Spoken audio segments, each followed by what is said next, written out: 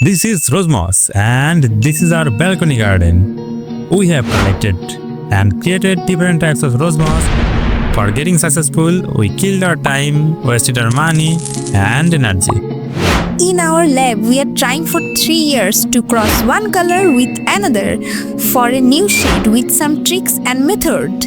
As a result, we get more than 30 plus different shades of rose moss in our garden.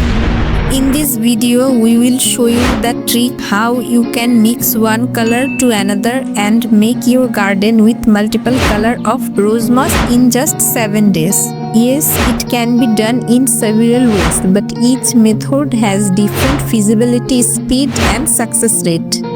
Number 1. V-grafting. Rose moss grafting is good for decoration, but it does not change the seed's color. You can join a branch from one color plant to another using a V-cut and wrap it. In a few days, one plant can show many colors together. This is great for quick visual effect in your garden. Want the full step-by-step method? Please check the video. Number 2. Crossing or hybridization. This is the real way to make flower color. Choose 2 rose moss plants with different color. Take pollen from the father flower and gently put it on the middle part of the mother flower. Collect the seeds when the capsule is dry.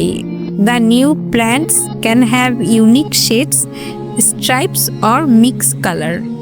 Number 3. Seed selection. The rose moss is naturally variable. Even seeds from one plant can produce multiple colors.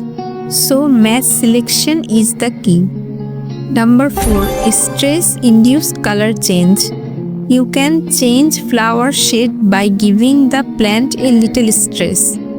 More sunlight, less water, or cooler or warmer weather can make red and purple color deeper or make yellow more bright. This change is temporary but looks beautiful for a short time. For details, subscribe to our channel.